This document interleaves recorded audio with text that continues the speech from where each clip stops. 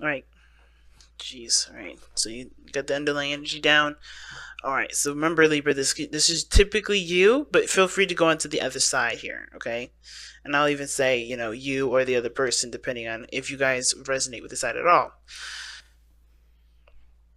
But yeah, we got some old issues coming up here, and it's because of financial issues. This has having to do with security and feeling stable and feeling comfortable. Because honestly, it looks like you guys are not in a very comfortable place. You guys are in a very beautiful relationship though, because what brought you two together was because you guys are soulmates.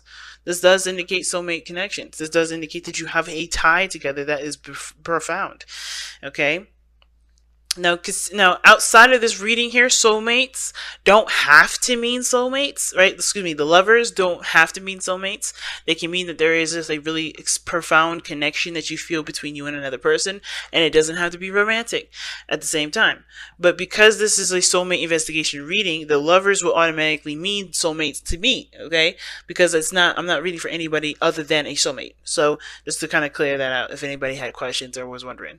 But going into it, right, Libra or the other person, you guys are going in thinking of this relationship as the Three of Swords. This is an old issue, it's an old situation that you guys are having to deal with. And considering this is about finances and career, you're having some old issues about your finances and career, right? Your financial situation is an old issue that hasn't really gone away. And I think you're realizing from this standpoint, it's a personal issue, not really a romantic or relationship issue. It's affecting your love life in a small way because I think it's bringing out an aggressive aspect of you, and possibly the other person is coming out a little more aggressive. But it's because if there is any real aggression, it's not really because the other person is a factor in that. It's more about you and your personal stability and your independence and your confidence in yourself. It has nothing really to do with the other person. Now, how the other person sees this relationship or thinks about this relationship dynamic is the Seven of Swords. So they are having to take steps that they may not be totally comfortable taking, but because they see the risk as worth the reward, if that makes sense. Now, yeah, they just feel like they definitely stepped outside of their comfort zone, or they are stepping outside of their comfort zone. Again, this puts people on edge, considering if you're being triggered right now, you're not going to be the most friendliest, happiest person ever. You're going to try to keep your composure. You're going to try to be kind. You're going to be trying to be nice. But with that Knight of Swords there is combativeness. There can be combativeness. There can be some people on the offense or on the defense, right? But not because they're trying to be mean, not because anybody's trying to be rude, not saying that it's a reason to be that way or giving that kind of excuse to say, hey, if you're aggressive, that's cool, it's fine. No, it's not okay. You should not project your pains and anger towards anybody else, but it's understandably so, because we're human beings and that's what happens, right? Again, not saying that you should or that anybody should be treating you any sort of way because they're stressed or because they feel a lot of pressure or because they're in a very uncomfortable situation. It just means that, hey, understanding where this person is coming from, they're not in a situation where they're not comfortable with themselves. Okay, so that makes sense, right? So if you're being lashed out at and you're lashing out at somebody else, give yourself that time and compassion, but understand that that's not necessarily appropriate for anybody to treat you or you to treat anybody else that sort of way. But this person is definitely not in a comfortable situation. Seven of Swords is saying that they're not comfortable. They're taking a risk. I think this person sees this risk as worth the reward because we do have the lovers that brought you two together. So that is love. Love has brought you together, connecting with one another, connecting with each other, being the halves of each other that work as a whole, So for instance, you may be the brain and the other person may be the heart, right? Or the other person may be the brain and you be the heart, right? You guys add and contribute to the relationship in a very beautiful way. But I feel like it's a work in progress because you guys have the Knight of Swords. Either you guys are working together and fighting together, or you guys are fighting against each other right now and trying to work together. Because the challenge is the Chariot, right? Which is getting a balance, moving forward, working together to make progress. The challenge is that. So some of you guys are having a really hard time working together to make that momentum, to push forward with that. And it's not, like I said, it's going to take time, whatever this is, right? To work together, work this through, and understanding where you guys are personally to be able to work together. That's the first step, right?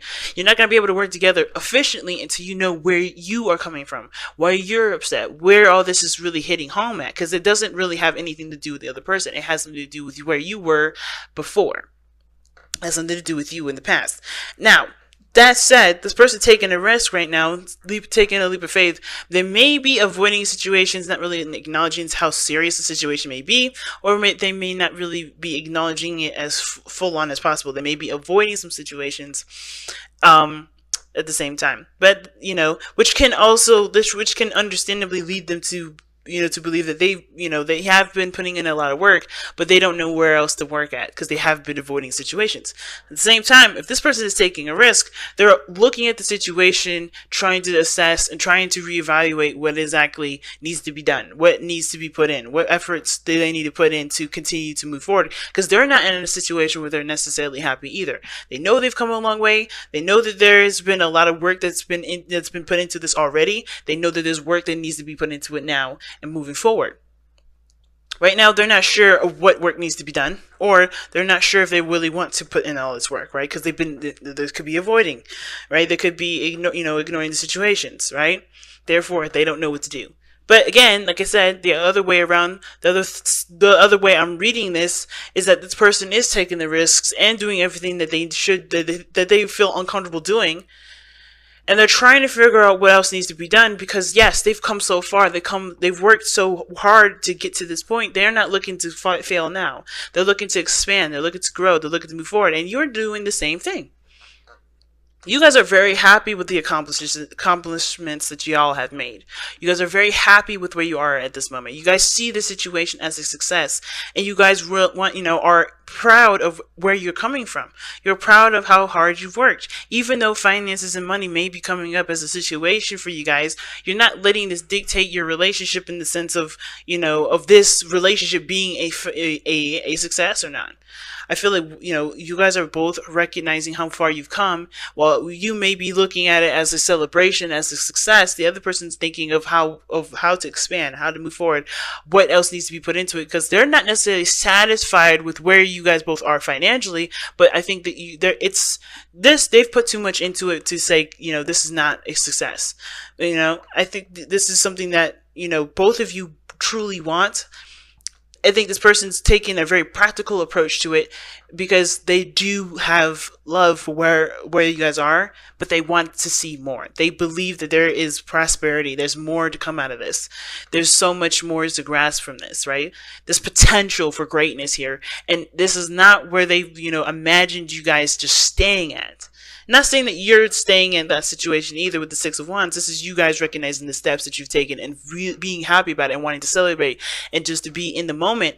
But this person's thinking about the future. Think about what needs to be done further. What else needs to be taken on instead of necessarily being in the present, if that makes sense. Now, considering that you guys have the Six of Wands in your future, let's take a look as to why you guys show yourselves as successful, but have the Three of Swords here. You have heartache, you look at the situation and the relationship, and it brings up some triggering stuff, right? Triggering stuff about you and your personal life. And it's because of, like I said, stability, independence, feeling comfortable, feeling stable, right? Some of you guys may be feeling alone in your relationships right now, even though you see this relationship as a success, because it took you so long, it took a lot out of you to get to this place for some of you. Some of you guys, you may have, you may be aware of a lot of these old triggers and old things that you've, experienced and dealt with, and you're dealing with them in a positive way, but you may still feel isolated. Right? You may still feel very alone because you may not be, and because what did I just say? Right? It's like you are in the moment enjoying yourself. You are in the moment trying to enjoy where and how hard you've come to this situation, right? You're being in the moment. You're in love with right now. Even though you see this situation as a trigger for old stuff coming up, especially with your security and yourself and being independent, you're more alone in the situation, enjoying your lavish garden, enjoying where you are, even if it isn't necessarily ideal. Maybe you're alone and enjoying where you come. You're alone and enjoying your success, while the other person is taking the approach of focusing on what they want, focusing on how to continue to manifest what they desire, putting the energy toward it, focusing on what needs to be done. They're very mental about it. This person is very focused on the practical and the future, and they're not enjoying the moment. They want to be in a situation where they can enjoy the moment without stress, without anxiety, without worry, without doubt. They want to enjoy it without wanting anything more. But you're already in that position in a sense, but you're in a situation where you are financially perhaps, affected, or you feel like you're alone in the situation because you're the only person enjoying it and being in the moment with it and not focusing on what needs to be done later on. You're focusing on what is happening now and nobody's catching up. Or no, this person is like, I need to keep moving. I need to keep moving. And neither one is bad, but I do see the imbalance. I do see where both of you guys are having a struggle or struggling to see each other eye to eye. Because while someone is like, yeah, I'm great, I'm happy, I know we come a long way, this is successful, but I need to keep moving because this is not what I imagined our future to be like. This is not how I imagine us being together to be like. Well, but you're like in the moment and happy with where you guys are because that is a success in itself. The work that you put in was success in itself. Both of you guys are not wrong. Both of you guys are not at fault. But I think the financial portion of it is what's affecting your relationship because both parties are either not pushing hard enough to pushing hard enough forward, and the other person is pushing too far ahead to even at least be aware and enjoy what you guys have put in so far. It's a really interesting read and very clear, honestly. Very clear. All right. So let's see what we got going on here with the Messenger Oracle. Let's see what you guys got to wrap up this reading here.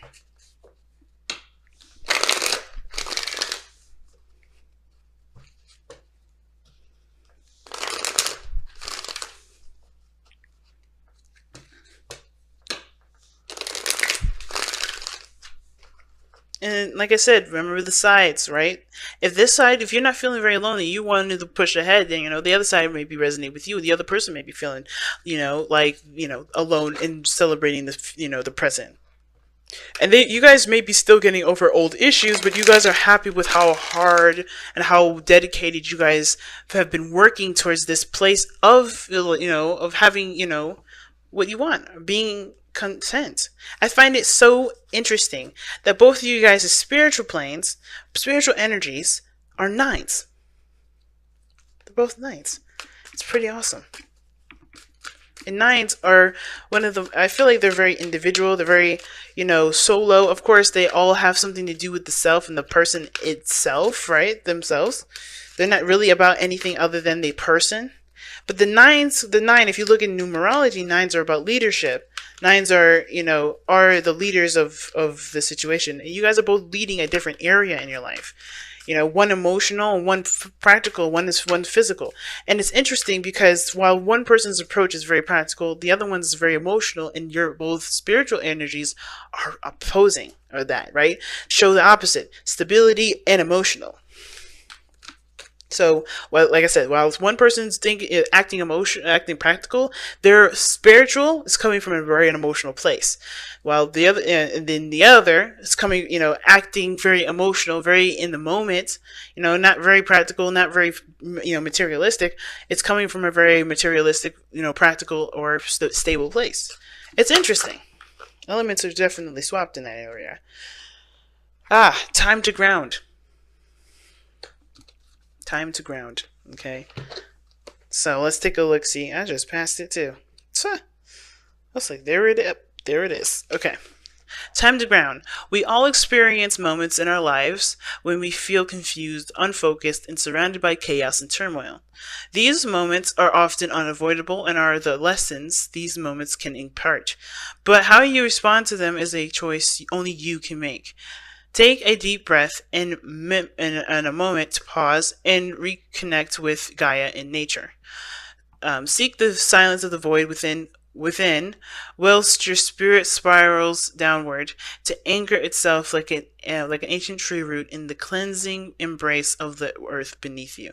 So it's pretty much saying, like, even though the world is going crazy, even though your finances may be on point, maybe need improvement, it don't change how you react to it. It doesn't change how, nothing changes unless you react to it in a sense of panic and you react in a sense of bliss and happiness. Nothing, really what I mean is that the situation is happening. It's up to you to face the situation in the way you choose. You can either choose to panic with it and go crazy, or you can ground yourself, appreciate where you are, and do the best that you can. Because ultimately, the best you can do is the best you can do. You can't go and you can't do any more than that. You can't push any further. And to expect of yourself to do any further, it's not being fair to yourself, right? So I guess what I'm trying to say is the clearest, the best way I can say it, because I know a couple times I just said that sounded crazy. Right now, you guys are going through some financial stuff going on in your lives.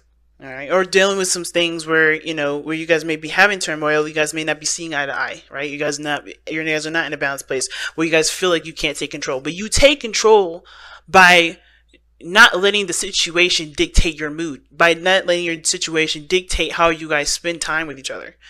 You're gonna always have financial issues. You're gonna always have, family issues. You're always gonna have, moral issues or something in regards to something outside of your relationship. But that's the outside of your relationship, right? You're always going to have political issues. You're always going to have, weather issues. But does the weather dictate how you're going to feel today? Or are you going to say, hey, it's raining, but that is outside of me, and that has nothing to do with me.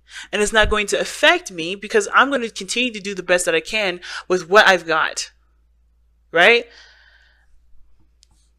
Right? And I know some people in the comments were like, yeah, but if it rains and, you got to drive differently, you got to do different. Yeah, but they're still doing the best that you can. It's always still doing the best that you can, and knowing you're doing the best that you can, and still keeping yourself in a place where you can still stabilize yourself.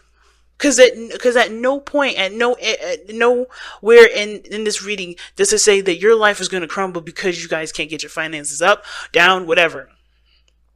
It's like the money, the lifestyle that you guys live can only be helped if you do the best that you can. It's not going to help if the relationship has arguments and problems with that, right? It makes sense if both of you guys are not seeing eye to eye, you guys are not working together, therefore you guys can't do the best that you guys can because you guys are not working together as a team, which is fair enough. But if you guys are doing the best that you can and you're doing all that you can, don't let the finances creep up in your relationship despite how well how hard you're working.